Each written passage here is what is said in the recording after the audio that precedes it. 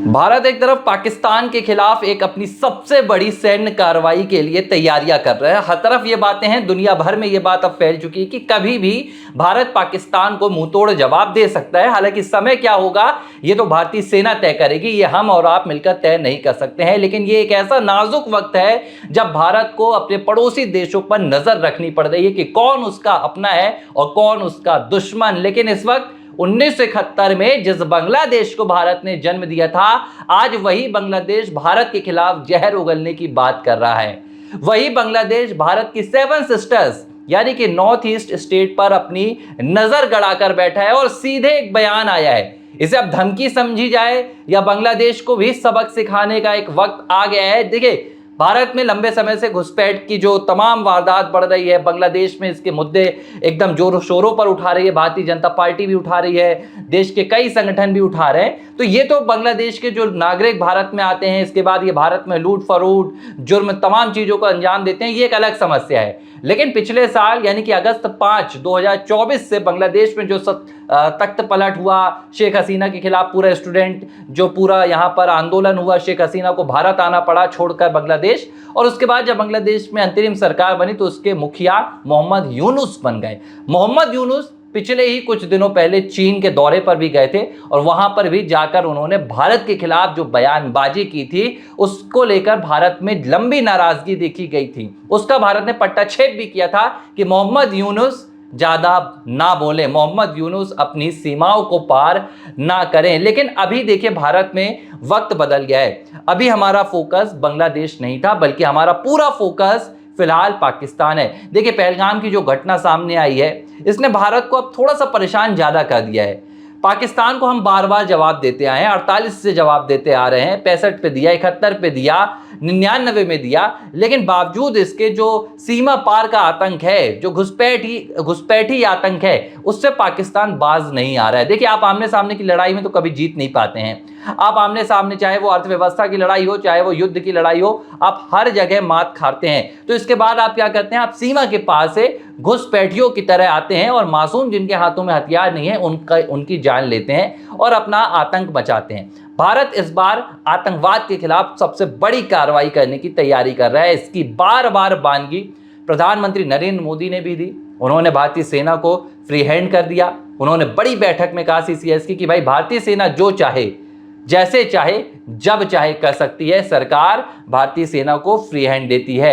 इसके बाद गृह मंत्री अमित शाह ने भी बीते दिन बयान दिया और उन्होंने भी अपने बयान में कहा कि जिन्होंने भी इस आतंकवाद की घटना को अंजाम दिया है, किसी को भी नहीं बख्शा जाएगा और एक एक को चुनकर उसे सजा दी जाएगी। दोनों भारत के सबसे बड़े नेताओं ने, फिलहाल सरकार के सबसे मजबूत नेताओं ने यह बयान दिया। एक तरफ प्रधानमंत्री नरेंद्र मोदी, दूसरे गृह मंत्री अमित शाह। तो ये सबको पता है, दुनिया जानती है कि पाकिस्तान के खिलाफ भारत क्या करने वाला है और किस तरह की कार्रवाई करने वाला है। पाकिस्तान तो खुद रो रहा है, पाकिस्तान तो खुद रात को 2-2 बजे प्रेस कॉन्फ्रेंस कर रहा है और दुनिया को बता रहा है।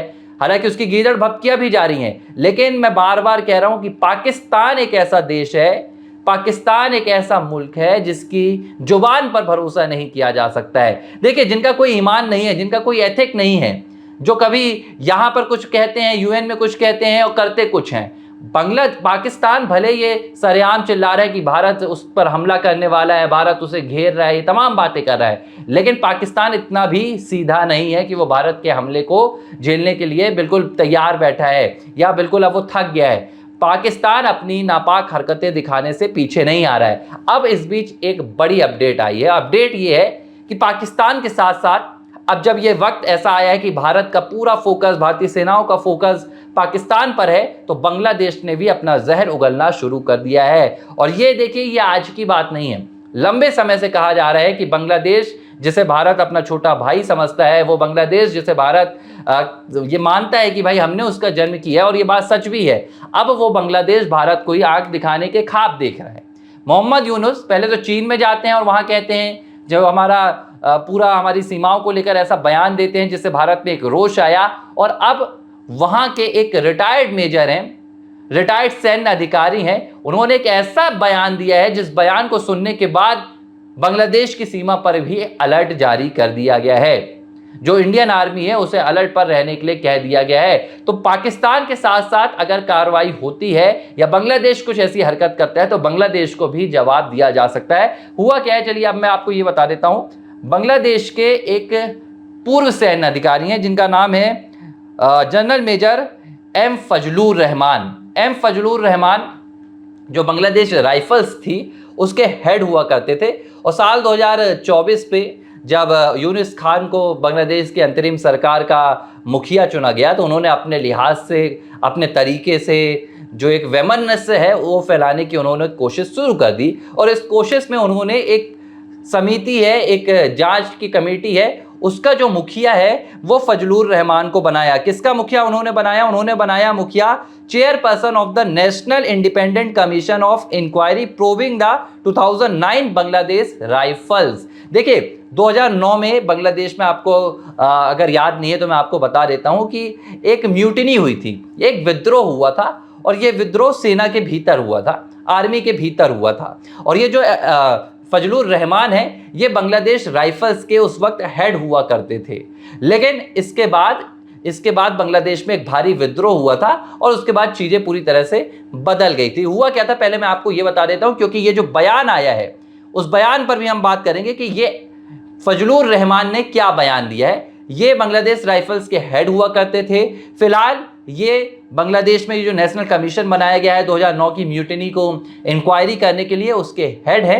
और उनका सोशल मीडिया पर एक बयान आया है, उन्होंने एक ट्वीट किया है, ट्वीट मेरे पास है। और इस ट्वीट में वो कहते हैं कि अगर भारत पाकिस्तान पर आक्रमण करता है तो बांग्लादेश को चीन के साथ एक संयुक्त यानी कि जॉइंट मिलिट्री एक्शन करना चाहिए। और जो भारत के नॉर्थ ईस्ट है यानी कि भारत का जो 7 सिस्टर्स स्टेट हैं उन्हें ऑक्यूपाई कर लेना चाहिए, उन्हें अपने कब्जे में ले लेना चाहिए। देखिए इसे कहते हैं भस्मासुर बनना। वो बांग्लादेश जो कभी पाकिस्तान के भीतर रहकर कराहता था, जिसे भारत ने पैदा किया, आज वो भारत के 7 सिस्टर्स पर अपनी नजर गड़ा रहा है। और देखिए इस बयान को इतना इत्तेफाक में नहीं लिया जा सकता, इतने हल्के में नहीं लिया जा सकता। देखिए इनकी ताकत क्या हो वो नहीं पता, लेकिन इनके मंसूबे क्या हैं वो इस बयान से निकलकर सामने आते हैं। अब फजलुर रहमान की आप एक तस्वीर देखेंगे जब इन्हें मोहम्मद यूनुस ने इस पूरे कमीशन का हेड बनाया था, चेयरपर्सन बनाया था, ये तब की तस्वीर भी सोशल मीडिया पर आपको मिल जाएगी। तो आप समझ सकते हैं कि मोहम्मद यूनुस किस हद तक इन्हें बैक करते हैं।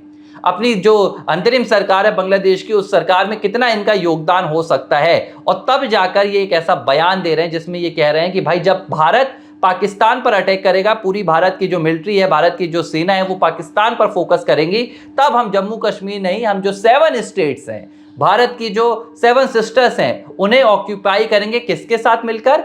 चीन के साथ मिलकर। तो ये देखिए एक प्रकार की भारत को धमकी भी है, एक प्रकार का भारत को डर भी दिखाया जा रहा है कि देखिए अगर आपका ध्यान वहां रहेगा, आप पाकिस्तान पर कोशिश करते हैं तो हम यहां पर यह हरकत कर सकते हैं। अब आप समझिए कि ये है कौन और क्यों इसका बयान, फजलुर रहमान का बयान इतना सोचने वाला है, इतना मायने रखता है। देखिए वैसे तो बांग्लादेश है, बांग्लादेश का अगर कोई भी नागरिक कुछ कहता है तो हम उस पर इतनी फोकस नहीं रखते, इतना ध्यान नहीं रखते हैं। लेकिन आपको याद दिलाते हैं कि 2001 में भारत और बांग्लादेश की सीमा पर एक मुठभेड़ हुई थी। इस मुठभेड़ में भारत के 16 बीएसएफ के जो जवान थे वो शहीद हो गए थे। और ये मुठभेड़ हुई थी बांग्लादेश राइफल्स के बीच में और बीएसएफ के बीच में। और उसके बाद जब हमने देखा था तो जो तस्वीरें आई थी वहां से जो हमारे बीएसएफ के जवान से उनके साथ बेहद अमानवीय कृत्य किया गया था और उन्हें भारत उनके शवों को भिजवाया गया था। तब ये जो मुठभेड़ हुई और तब बांग्लादेश राइफल्स के जो हेड था वो यही था फजलुर रहमान। इसके बाद 8 साल बाद साल 2009 में बांग्लादेश राइफल्स के भीतर ही एक विद्रोह हो गया। और इस विद्रोह के बाद जो बांग्लादेश राइफल्स थे उन्होंने जो उसके सिपाही थे, जो उनके अधिकारी थे, उनके खिलाफ अंधाधुंध फायरिंग कर दी। ये पूरा सब कुछ ढाका में हुआ था और इसमें कई लोगों की जान गई थी। अब कहा जाता है कि ये जो विद्रोह हुआ था इसके कई कारण थे। ये जो बांग्लादेश राइफल्स के सिपाही थे, इन पर जो अधिकारी होते थे वो मनमानी तरीके से दबाव बनाते थे, अपनी चलाते थे और इसलिए ये पूरा विद्रोह हुआ। लेकिन इस विद्रोह के बाद शेख हसीना ने इसमें इंक्वायरी भी बैठाई थी। लेकिन अब जब साल 2024 पे मोहम्मद यूनुस अंतरिम सरकार के मुखिया बने तो उन्होंने एक बार फिर से इस पूरी इंक्वायरी को री इंक्वायर करने की यहां पर तैयारी शुरू की और उन्होंने फजलुर रहमान को इसका चेयरपर्सन बना दिया। अब फजलुर रहमान क्या कहता है? फजलुर रहमान कहता है कि ये जो पूरी यहाँ पर हरकत हुई थी, ढाका में ये जो पूरा म्यूटिनी हुई थी, पूरा ये जो विवाद हुआ था, ये जो पूरा विद्रोह हुआ था, ये फॉरेन ताकत के चलते हुआ था। फॉरेन ताकत से मतलब इसमें भारत का हाथ था। और ये बांग्लादेश का आज का नहीं है, ये बांग्लादेश का पुराना एक यहाँ पर रवैया रहा है कि अगर भीतर कुछ भी होता है, सरकार में कुछ भी होता है, तो ये कहीं ना कहीं भारत को इसके लिए जिम्मेदार ठहराते हैं। तस्करी को लेकर जो भी मुठभेड़ होती है, इसके लिए भारत को कहीं ना कहीं जिम्मेदार ठहरा देते हैं। तो फजलुर रहमान वो शख्स है जो ये कहता है कि इसके पीछे भारत का हाथ था और मैं इसे ढूंढ कर निकालूंगा, मैं वो सबूत लाकर आपको दूंगा। इसके बाद मोहम्मद यूनुस इसे इस पूरे कमीशन का चेयरपर्सन बना देते हैं। और यही फजलुर रहमान अब मोहम्मद यूनुस सरकार को ये कहने की कोशिश कर रहा है, ये बताने की कोशिश कर रहा है और भारत को ये दिखाना चाहता है कि अगर आप पाकिस्तान में अटैक करेंगे तो बांग्लादेश कहीं ना कहीं आपके खिलाफ कदम उठाएगा। देखिए, ये एक बात होती है कि तिनका चला हिमालय को दहाड़ने, वही हरकत फिलहाल बांग्लादेश कर रहा है। बांग्लादेश भारत के कहीं ना कहीं चीन के साथ अपना, देखिए बांग्लादेश को पता है कि अपनी तो उसकी कोई हैसियत है नहीं, बांग्लादेश भारत का क्या कर सकता है, इसलिए वो अपना चीन का नाम जोड़ रहा है। लेकिन चीन जो इस पूरे भारत पाकिस्तान के बीच जो तनाव की स्थिति बनी उसमें चुप्पी साध कर बैठा है, लेकिन बावजूद इसके बांग्लादेश ये हरकत दिखा रहा है। तो बांग्लादेश की इस हरकत के बाद बांग्लादेश सरकार की ओर से एक बयान भी आया है। इस बयान में सरकार के सूचना विभाग के मंत्री हैं, उन्होंने कहा है कि भाई हम फजलुर रहमान के बयान से इत्तेफाक नहीं रखते हैं। बांग्लादेश सभी की संप्रभुता और सभी की जो अखंडता है उसका सम्मान करता है और बांग्लादेश चाहता है कि दूसरे भी यही करें, दूसरे देश भी करें। यानी कि वो कहीं ना कहीं बांग्लादेश छुपे पैर कहीं ना कहीं भारत को ये कहना चाह रहा है कि आप भी पाकिस्तान की सीमा पर किसी भी प्रकार की कार्रवाई की चेष्टा ना करें। तो खुलकर भी नहीं आना है, लेकिन पीठ पीछे कहीं ना कहीं अपनी गंदी हरकत भी दिखाना है। तो खैर, बांग्लादेश की इस हरकत पर भारत को कोई बहुत फर्क नहीं पड़ता है, लेकिन यह पता चल जाता है कि कैसे सीमा पर भारत के लोग फन फैलाकर बैठे हैं। और जब हम बांग्लादेश घुसपैठ की बात करते हैं तो हमारे देश के कई राजनीतिक दल है इसे तुष्टीकरण की राजनीति में पिरोने का काम करते हैं, चाहे वो ममता बनर्जी हो, चाहे वो राहुल गांधी हो। फिलहाल जो भारतीय आर्मी है, जो इंडियन आर्मी है, उसकी तरफ से बांग्लादेश बॉर्डर के लिए भी हाई अलर्ट जारी कर दिया गया है। ABC हिंदी न्यूज, आज ही जुड़िए हर खबर के साथ।